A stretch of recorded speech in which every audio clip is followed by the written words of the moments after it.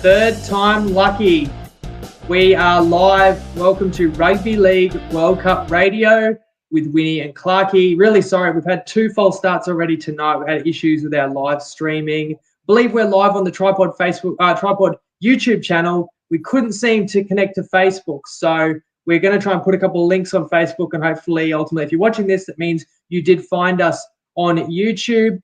We've had some great rugby league games in the World Cup to talk about, not just last weekend with 2 epic semi-finals, but the week before as well, if you go back to the 3rd and 4th quarterfinals. So that makes 4 awesome games of footy after a lot of blowouts in this competition. It has been worthwhile hanging in there, following along, because we've had some brilliant footy and luckily some really good results as well. I did win every bet that I shared last week, and the mixed matchup that we have shared with you guys has won every single week of the World Cup. And I even said, Clarkey, we tipped England in the opening game of the tournament, and even when they won by 60, we refused to write Samoa off. I said they might get revenge in the semi-final. They certainly did. But I should welcome you onto the show, mate. And actually, before we get to that one, it was Australia-New Zealand, the earlier game. So do you want to start us off just talking about the Aussies scraping home? Yeah, definitely a lot closer than I thought. I can't remember. Do you remember what the line was for that game? The Aussies are 12.5-point favourites. Right, and I do remember on the show last week I said that they'll cover that easily. I made that presumption off the back of New Zealand's performance, where they only just really, you could argue they were quite lucky against Fiji with a key call at the right moment going their way. But one thing I've really learned this World Cup, Winnie, is the form doesn't matter week to week like it does in the NRL. And one thing I also wasn't considering until you really made the point is that 7 days is a long time in rugby league. And so there's so many games this tournament that I've tipped wrong just purely because I've really focused on the form from the previous week. And it just really hasn't mattered. New Zealand struggle against Fiji. Australia breeze past Lebanon. It would indicate, Australia should have a nice victory coming up here. Not the case at all. One thing that has frustrated me this World Cup, Winnie, I don't know if you've seen it as well, is every single close game, all I see on my Facebook scores and MVP posts is we were robbed and the MVP should be the ref. Have you seen that sort of stuff as well this World Cup? Yeah. People are always blaming the ref, and even I'm thinking, I can't actually think of any specific, moment where either team was truly robbed. The only time I've honestly sat there after a game, and I was worked up at the time, was the 2019 grand final with the Raiders and Roosters after the 6 again call, where I genuinely thought robbed. But I can't think of too many other games where I've honestly sat there and thought robbed. And certainly if you looked at the comments after that game, you would think that New Zealand were just never given a chance by the referee and that it was, a horrible bias towards Australia. Not the case at all. I thought it was a scrappy performance from both teams.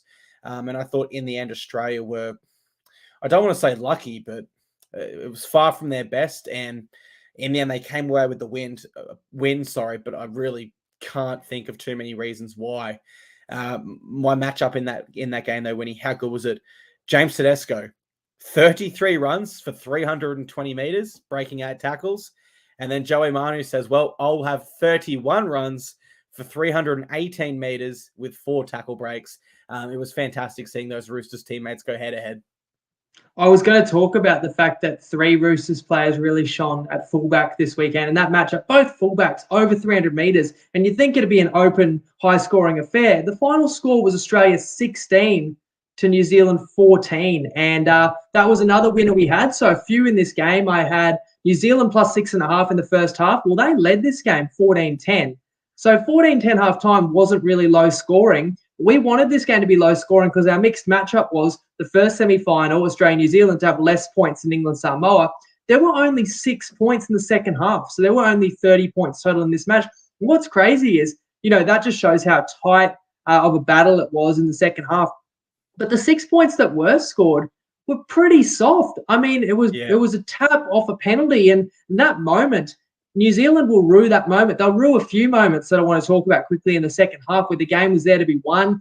Australia was knocking on the door. They got a penalty, which, did hurt New Zealand because it was going to be another set. But you still, when it's a penalty and a tap, you get a chance to set your line. And I noticed in that very moment, Brandon Smith and Nelson Asafa-Solomona, they were kind of hands on knees. I felt like Brandon Smith was leaning against the goalpost. Sure enough, Cam Murray, straight off the tap, runs straight at him, and it's a bad miss by the pair of them. What else can you say? Because he gets the ball to the ground and puts Australia in front. Australia ultimately holds on to that. But New Zealand had chances to grab that lead back as well. I think about a moment where they put Nickel Klukstad through, and I thought he could almost take Tedesco on, and he may have scored, but he kind of cut back infield, didn't take the risk of being put in a touch. Very next play, they had Australia on the ropes, and that's where Hughes goes early on a first tackle. I think they'd gotten a repeat set, a 6 again, and Hughes Grubb in behind because there was a chance for a try. It just hits the touchline before it's grounded.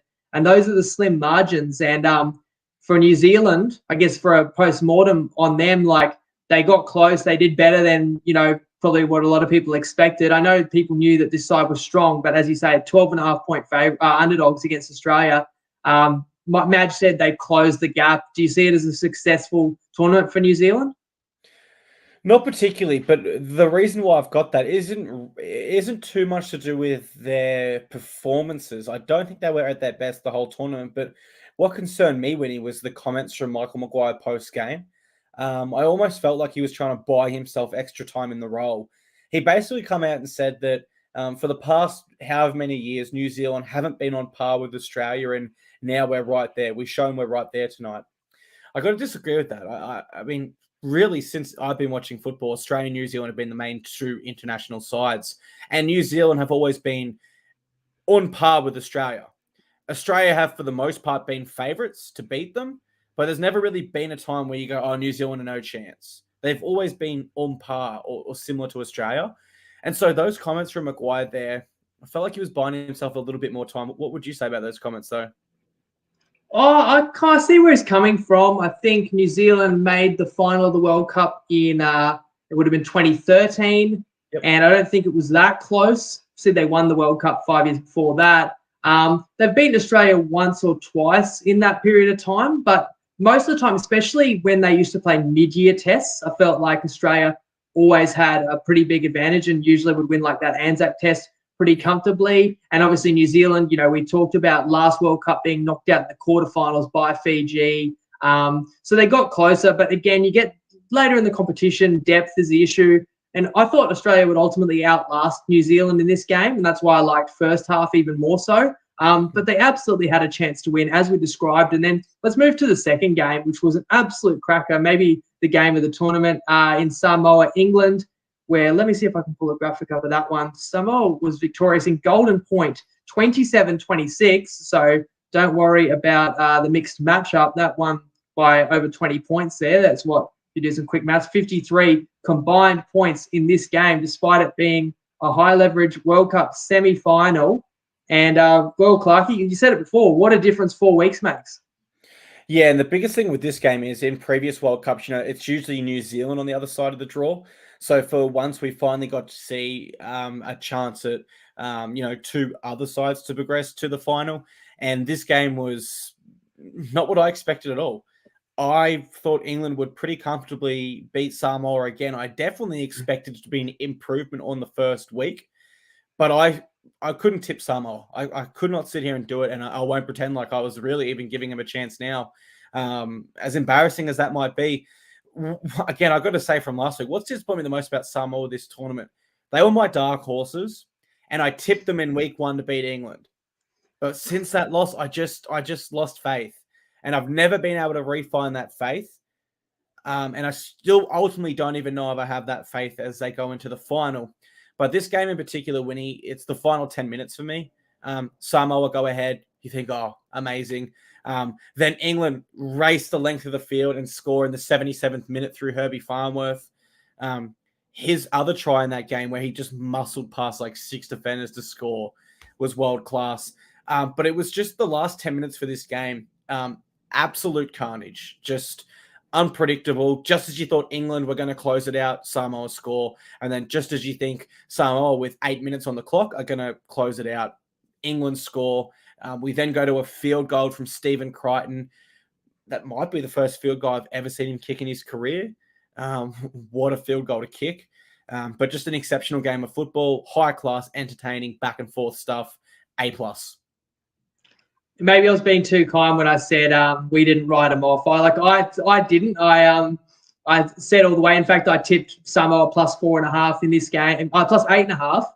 They were nearly $4 head to head, and plus 4.5 in the first half. So both of those won as well. And I didn't quite tip them head to head though. I will admit, last week I thought this game was going to be a lot closer than expected, and I thought that England may just edge them with home field. And in the end, like, it was so close, either side could have won it. But all the credit in the world to Samoa, because that is a phenomenal achievement, a country of that size to come over to the other side of the world and beat the hosts. People can say it's, that a lot of the Samoan players play in Australia to try and take away from what they've achieved, or that, rugby league's not the number one sport in England. Doesn't matter, honestly. For Samoa to make their first World Cup final, very few countries ever even have.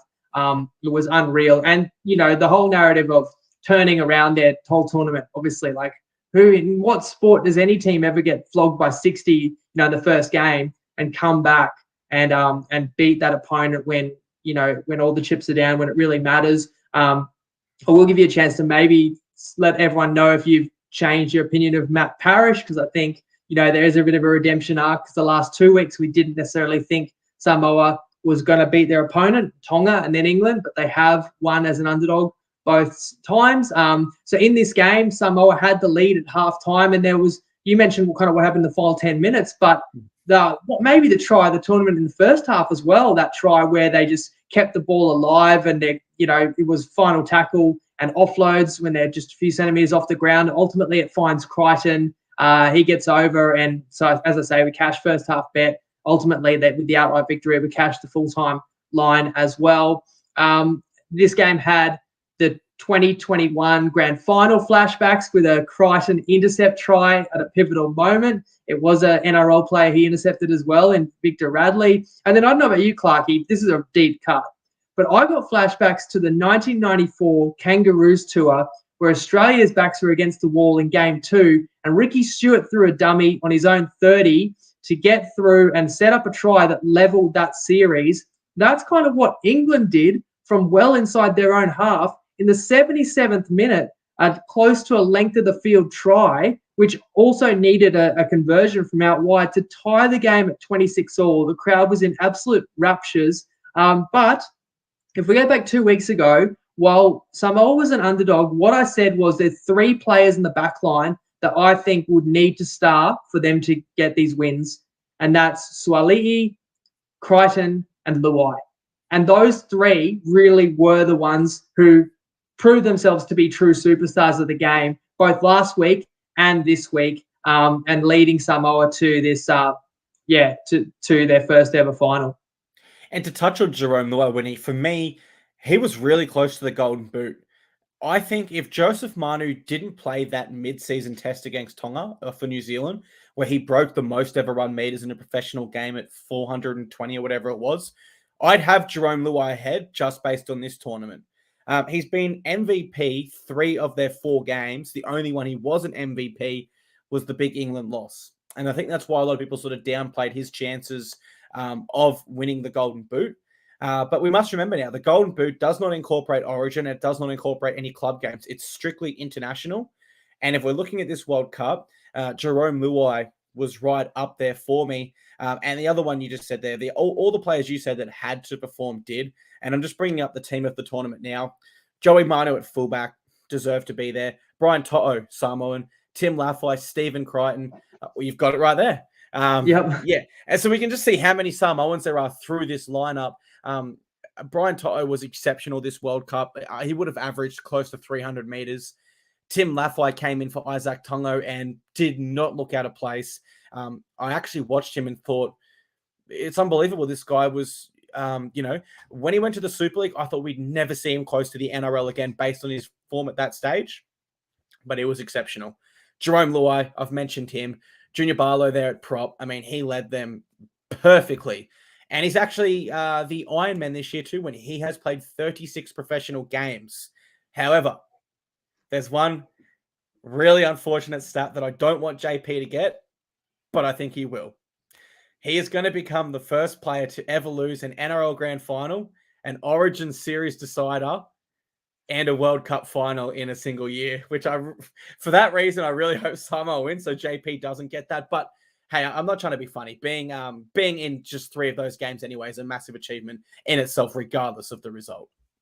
Oh, absolutely. So my thoughts on the Golden Boot, and comment what you guys reckon. Okay, if it doesn't include club footy, I find that kind of crazy. Like, I feel like you should include the club games if you're going to award the best player of the year, because there aren't that many internationals. Like, who got Golden Boot last year? I can't even remember, because were there even any internationals, or do they just not award it because, like COVID's wreaked havoc the last couple of years? Because people will think that's crazy. Luai is trying to think of the word polarizing, I would say. Like, this is a guy who's just led Samoa to their first ever World Cup final, as you say, man of the match multiple times. He's won the last 2 comps. He's played State of Origin, but yet he's got so many superstar teammates around him, at Clubland. He gets a bit overshadowed, and a lot of people will try and take away. Also, people don't like the grubbiness and the niggle for sure. And if you're ever up against him, he's the guy you love to hate. But people take away from his ability, and try and make him out to be not a good player. Now, I can see the argument. Like, look, if Matt Burton never left the Panthers and Luai left instead, and Luai now played for the Dogs and Burton played for the Panthers, Burton would probably be the one playing 5/8 for New South Wales. You know what I mean? He'd be getting more accolades. Like, there is some truth to the fact that Luai gets to play in a star team and then, likes to rub it in people's faces when they're winning big. And you kind of think, how good would he be on an average, like a mediocre or below average NRL side? But the fact of the matter is, he's still a very talented player, and he's proven it. And when you can get results as an underdog, then you're going to have to outshine, more highly regarded players and more deep and more stronger ability sides that you're going up against. And you've got to give credit where credit's due for that. But I can't argue with Manu. I do have one other point about Golden Boot. If it's internationals only, how on earth can you award it before the World Cup final? That's ludicrous to me. What if Luai did lead Samoa to a victory over Australia? Then, surely then you can't deny it. So that's a bit crazy. I want to make a couple other points about Samoa. England, the Taylor May bet that I gave out at the start of the tournament, 15-1. It's probably sunk.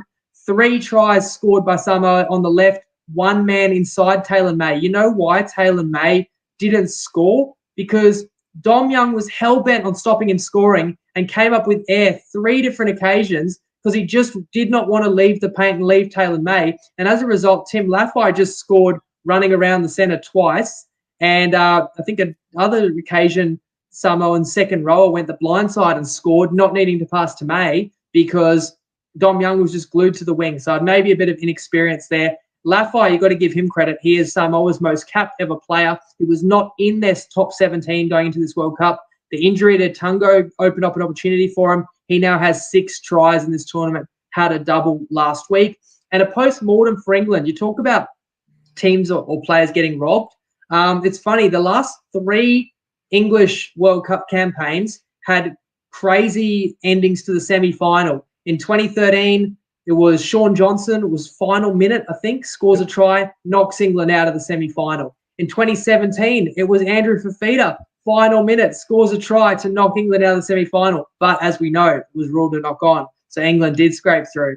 And in 2022, it's Crichton's left boot that sends England out in golden points. So, if things had been different, they could have had their heart broken 3 World Cups in a row.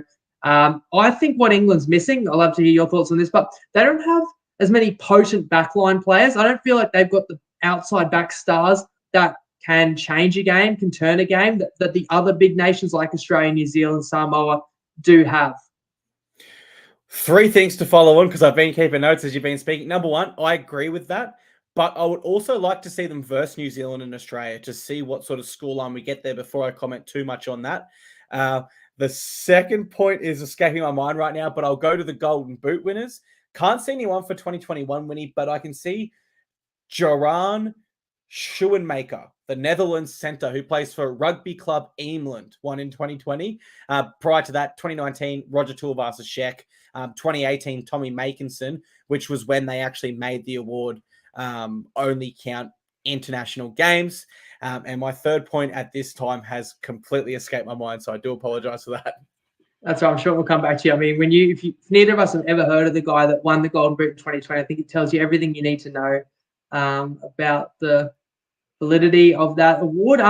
If we go back to the team of the tournament, I have another question to throw at you because we spoke about Manu, Swali'i, Teddy. All right, Teddy's not going anywhere and he will still be the Roosters captain and first choice fullback. Now, it does seem to me that Manu and Swali'i are both pretty happy at the Roosters, but it is somewhat a shame that they don't get to be unshackled and play fullback. So I was just wondering, throw a question at you, if they could play for other clubs, who would you kind of love to see Swali'i and Manu playing for and playing fullback? West Tigers jumped out straight away. Not that Dane Laurie is a bad fullback, but just because they wouldn't be surrounded by the best players at the Tigers, I think they'd really stand out. They've got the money to throw as well. Like if I was the Tigers, I would throw the absolute bankroll at Swali'i, for example. And you probably would have money that others couldn't match. The other component of that is Teddy has said in the past he would consider playing a different position. In the 2017 World Cup, he did play 5'8" for Italy, but he was versing like Ireland and Lebanon and nations that weren't as developed. And I don't think his best position in the NRL would be 5'8". Other players that could use them at the moment would be the Knights. As we know, Kalen Ponga is going to transition into 5'8". That will give Hastings and Ponga in the halves and a potent fullback option. I'll throw the Warriors at you. Like if Manu could go to the Warriors, they've lost Reece Walsh. I'm not sure who's going to go there tomorrow, Martin. Like that's an obvious fit there with him being a Kiwi. Again, if these guys are happy, and Manu's probably the best right centre in the world too, so you can't complain with that either. So Ali, how much longer is he going to just stay on the wing for an NRL club? That's probably a good discussion for another day. All right, final kind of word on the matches that have taken place before we look ahead to the big one. We are going to talk about the final next. And get a little bit of market insight from the show sponsor, Tristan. Hello punters, it's Tristan Merlihan here from Top Sport, and we move into the last game of Rugby League of the year with the World Cup final on Sunday morning between the Aussies and Samoa. Who would have thought that would be the case after they got beat by 50-odd in the first game of the event, but they've done very well, Samoa, to come back in and cause that upset against England last weekend.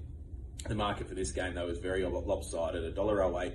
The Kangaroos, $7.50 Samoa, and 19.5. It shifted out from 18.5 out to a high of 20.5, and now it's come back down to 19.5 and short of the plus. So, a bit of action both ways. We have a position on Australia to win the event, which has been that way since it started. We were pretty happy going into the tournament, laying them at the short odds, but obviously now they're into $1.08, and it looks like they'll probably get the job done.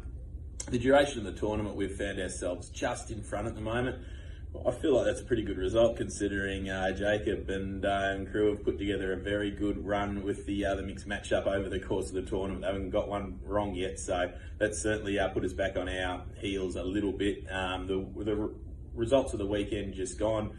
We got a little something out of the New Zealand-Australia game, but obviously if the Kiwis could have got that big upset, it would have been massive, but it wasn't to be. It was a very good game, a great game of rugby league, and so was the other game between England and Samoa, where there was a little bit of a flow through of multis onto England in the head-to-head aspect of that. So that was a handy result from our respect. So we moved into the grand final. It'll be interesting, are they too short to take at the $1 at the Aussies? So you'd have to expect the vast majority of the action is going to be at the line and the total. So looking forward to the game. Hopefully it's competitive. It's been a really good exhibition of international rugby league, I think, over the last month or so. So hopefully that continues into the final. And good luck if you're having a wager. As always, gamble responsibly. Thanks, Tristan. And give him credit too, because he did give the market insight a week ago and said he thought it was a bit of a market overreaction, how Samoa had flipped from being a 4-point favourite in the opening game to 8.5-point underdog last week. And it was an overreaction. As we know, that game was super close. We've talked all about it. Now we're going to talk about Samoa's chances against Australia. Unless you had one other point, Clarkey, I feel like we just cut you off before that clip. Yeah, my apologies. I thought when you said, before we move on, I thought you wanted me to give my analysis, but I just had 3 pros of the tournament and 3 cons. If you wanted me to quickly put those. Yeah. My 3 pros were the fact, we've still got footy on. More players have represented a wider array of countries this World Cup, which I think has been awesome. We've got a new team in the final, which I really like. But my 3 cons are predictable score lines. I think there's only been one outsider that's won this World Cup, or 1 or 2. I think Lebanon against Ireland was one of those. But if you count the knockouts, Samoa's won twice as an underdog. I guess England was an underdog first game. Italy did win as an underdog, but a lot of big blowouts. Yeah, is definitely a criticism. And I think there was one other. So I think there was probably 5 all up where we've had the underdog win. Poor pools. I really like the one that you put forward a lot better than what the actual tournament put forward. And number 3, selfishly, I'm going to say the time that the games have been on. I think that the core focus for developing rugby league at this stage should be in the Southern Hemisphere, just because the Northern Hemisphere is so much more rugby union focused. And the games just aren't at friendly times for the Pacific Oceania region. I guess that's a tricky one. You can't suit everyone. And we want to develop the game in the Northern Hemisphere as well. And it looks like the Southern Hemisphere countries are doing okay. We've certainly got a couple of them in the final. As Tristan said, the Kangaroos are $1.08. The line is 19.5, total 45.5. And I will get your first look at this one, Clarkey. How do you see the matchup? Probably the first one that jumps out to me is the under 45.5 there. Do you like that one? I could see a bit of a low-scoring game here. Another reason for that is the forecast is at 10 degrees, and England is typically more of a wet, dewy surface than we have on like a Sunday afternoon here in Australia, for example. Now, this is only me sort of theorizing, but that could result in a few more errors. I'd be very interested to see what the error rate has been at the World Cup in comparison to the NRL on like Sunday Arvo games in, that more hot, drier weather, which allows for faster flowing footy. And if there are more errors, Winnie, then that could result in a low scoring game. So under 45.5 screams out to me from all that to start. Yeah, and the thing is, you're going to look at a grand final and you're going to think lower total, but the total is going to be correlated to the line. So because we have a team that's nearly a 20-point favourite, that's why we've got a higher total than usual, because there is a chance Australia is going to win this by more than 20 as well. Like Samoa's going to come in with all the emotion, all the passion, but we're going to talk about whether they've already played their grand final. And do we get, an Eels-Panthers-esque grand final where you're looking forward to a game, you're thinking, maybe the underdog's got a chance, and then you blink, and next thing it's 20-0 or 28-0, something like that. And then, the total, which seemed high, isn't high enough. So if you're thinking low scoring, that's where sometimes you might look to a team total. And if you aren't sure that Samoa's going to be able to hang with Australia, just doing the arithmetic in my head, like maybe you can play Samoa under 10.5 points or something like that. Like just play one team under, because my fear with the unders in this game is you need to believe that Samoa can hang in there. Otherwise, look at the game against England where they let in 6 or 7 tries late. It could be tight and low scoring, as you say, but if one team's falling off the tackles, Australia's just got too much talent. Is there anywhere across the field where you kind of think the Samoans could threaten the Kangaroos? I mean, it would have to be through Stephen Crichton, I believe, just because, as we've said in previous iterations of this, he is a big game player. He seems to always score in these finals, and the intercept in the grand final, the intercept we saw in the semi-final there. He always seems to be a big game player, and what's important is as well, he does have that combination with Jerome Luai, though Luai is primarily a left side player. When he does score out to the right hand, it's kind of off the cuff like we saw with that try against England where he runs on the last tackle. The other aspect where Samoa could win this game is through their forward pack. I think that their forward packs do match up very well with Australia, but I don't look at Samoa's forward pack and Australia's forward pack and think, they're just going to roll over the top of us. I don't see that happening. But the other reason why I do offer that, Winnie, is when Tonga defeated Australia in 2017, it come off the back of their forwards really dominating Australia's, and that just didn't allow our spine to do anything. Yeah, and I remember in that game, I guess a little bit different because it was I'm not sure if it was a one-off or if Tonga might have got one game in preparation against New Zealand the week before, but I feel like they were pretty fresh and they threw everything at Australia, and Australia was a bit off their game on that particular day and underestimated their opponent and got beaten, and well-deserved victory for Tonga, and, a highlight for Tonga in the history of rugby league in that country. Australia is not going to underestimate Samoa for a couple of reasons. One, you've got to pay attention and respect what Samoa's done the last couple of weeks and who they've beaten. And two, because we talked about how the Samoans, if you watch the end of that game, they celebrated like they won the World Cup. And I don't blame them. Like, that was an incredible victory and you should. But naturally, it's hard to rein the emotions in and then get up again the next week. The Aussies was the complete opposite. They looked sheepish, pardon the pun, I suppose, playing against New Zealand, but they were almost in shock. They looked totally relieved to get through that win against New Zealand. Like they didn't celebrate basically at all at the end of that game. And I think that means their minds will be fully on the job. And I do think the Aussies forward pack is stronger overall and deeper. And you look at Samoa's lost players. Danny Levi left. Then Farmanu Brown, I think, is going to miss the game. Spencer Lenu is playing with a bum shoulder. You let me know if there's any other player news. I'm not aware of any injury news on the Aussie side because I do know the teams haven't been finalised yet. If there's any other news that's out there, you can share it. But Samoa has won the forward battle the last 2 games. They're not going to win it in this one. And in fact, Australia just keeps coming at you and gets stronger with their bench rotation. And I just think Cleary and Munster playing off the back of a pack that is going to win the battle and is going to build momentum. Ultimately, Aussies, I think, are going to open Samoa up. So I do think Kangaroos are going to win really well, to share my prediction. But the bookies haven't missed that fact. Like, you might have thought this line would be a little lower considering Samoa just won as big underdogs and Australia only beat New Zealand by 2 points. But, hey, it's nearly 20 points, as I said before. So I think the bookies are well aware that might be what happened because, sadly, Samoa, they've already played their grand final. I think, I'd be pretty shocked if they could somehow replicate last week. And I think the Kangaroos, it will do them some good to get that scare, as I said before, and they'll be buttoned up in this one. They'll play hard for 80. And as I said, I think they win comprehensively. Do you disagree with that at all? Well, 2 things to offer before I get to my official picks. The first one in response to the Samoan lineup, the biggest takeaway, Winnie, Chanel Harris-Davidia will have to play 80 minutes at hooker as he's their only sort of anyone that can play hooker left in their lineup. He's never done that before in his career.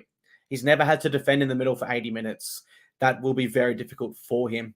And the other thing I'd offer is I completely mirror what you said in regards to Australia being sheepish the week before.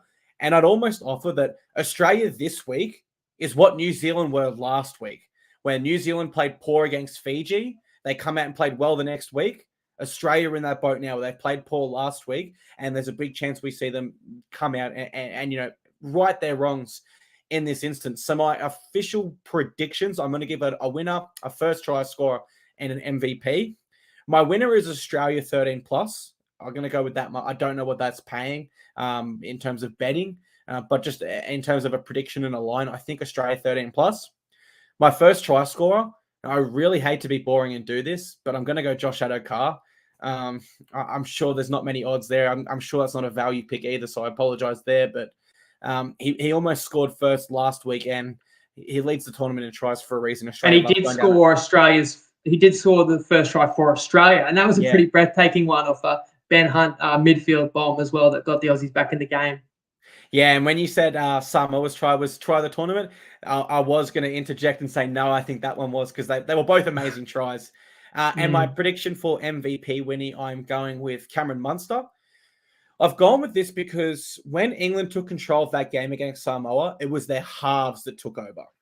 Originally, I was aiming at Harry Grant. I thought Ben Hunt will come on, do the dirty work. Australia's forward pack will get in the battle. And if they start to win that, then we'll see Harry Grant start doing his best work from dummy half. But I went back and reviewed the stats from their big loss to England. And when England did take over that game, it was actually their halves that really excelled. I think both halves had a try each and something like 5 try assists combined. So my MVP is Cameron Munster. The reason I'm selecting him out of Australia's halves is the Panthers players play with Nathan Cleary, so I think they might be able to know some of his tendencies a little bit more. Whereas we see Cameron Munster in big games in State of Origin, he is very unpredictable. He said himself after Origin games, I don't know what I'm going to do next, so I don't know how my opposition could. And so I'm going to go him with my MVP in this game. You know what? I wasn't going to give an official play, but I feel like I should, being the final game of the tournament. So now I'm kind of looking it up on the fly, and I did find it. Right, this is how I would play this game, and I alluded to this before. If Samoa's got any chance of staying in it, as I've said with a few other games with big lines this tournament, it's more likely they hang tough and play off emotion in the first half. And Australia, I think, will play patient and try and wear you down and play field position. So if you like Samoa, maybe play them with the first half line. If you like Australia, and I think Australia will win this game by 20+. So you could play the 19.5, but I would go Australia minus 9.5 in the second half. So that's $1.88, Ladbrokes and Ned. So that would be my play If you want to follow along, obviously they all won last week, and I think I've hit high 50%. Like, I'd have to check the stats as well, but maybe 57, 58% throughout this World Cup, which you're always happy with. Anything that returns a profitable clip, you've got to be happy with. And of course, the mixed matchups have been on fire. We don't have a mixed matchup this week because there's only one game, and they have, I want to give a little plug for maybe about 10% of the people watching right now. The Tripod is doing FIFA Soccer World Cup content as well, and we are getting these custom Top Sport mixed matchups now on the soccer. So if you enjoyed playing them through the Rugby League World Cup, I don't know if you are a soccer fan, maybe not too many league fans are big into it, but because it's such a big standalone international sporting event, you may have a bit of interest, and maybe jumping on some value bets that we find for you might add to your fun. We did also, I want to just remind people, in the very first episode of this, Clarkey, we did share the World Cup combo. Now, Australia to win at least one World Cup. Well, it wasn't the cricket, but they are $1.08 in the rugby league, so we need that to hit. England to make at least one final. If people have been following along, they are the cricket world champions, so they did one better than make the final. They won it. India to make the semis. They did make the semis. They lost to England. And a South American team to make the FIFA World Cup final. Brazil is the favourite. Argentina are second or third favourites. Big chance one of them wins it. And certainly we're close to 50-50 that at least one of them makes the final. They're on the same side of the draw. So if you jumped on that 5 weeks ago when you started this journey, Rugby League World Cup Radio with Clarkey and myself, you got $7. That's now like a 50-50. If you back the mixed matchups each week, they were $2 plus odds. Last week was, $3 odds? And we won by 23 points. So you've filled your pockets with our tips, and we're very proud of that. And also just it's been an absolute pleasure to work with you, Clarkey. It's been really enjoyable. I've enjoyed the tournament, and it's been really fun to just shoot the breeze each week about our favourite moments and look ahead to the week. And we haven't got everything right, but that's all part of the fun of the Cup. It's not easy to get everything right, and that's why we play the games. No, it's been an awesome World Cup. It's been really fun to come here every week and preview, review, talk about everything footy, particularly in the off-season at a time where typically we're winding down, getting ready for the cricket season because there's not much footy in our screens. So to all the Tripod viewers, thank you very much for having me. I've really appreciated being here with you guys every Thursday. And to you, Winnie, thank you very much for the opportunity, man. I appreciate it a lot. Thanks, mate. And I want to thank the Clarkey followers as well that tuned in each week. Hopefully I was able to add some little bits of insight here and there. And as I say, we did a World Cup preview show, that's Soccer World Cup, a big deep dive yesterday. If anyone's interested, they can find that Pod Players or Facebook or YouTube. And people who do follow the Tripod, I'm live again. I've done last night, tonight. I'm doing tomorrow night live for more FIFA World Cup stuff as well. So it's all happening. That's the next major sporting event on the horizon, but all eyes on the Rugby League World Cup first of all, which is Sunday morning. So best of luck. If you're having a punt, always do it responsibly. Thanks again, Clarkey. And hey, we'll see what happens in 2023, but we appreciate everyone who came along for the ride for this World Cup. Lego.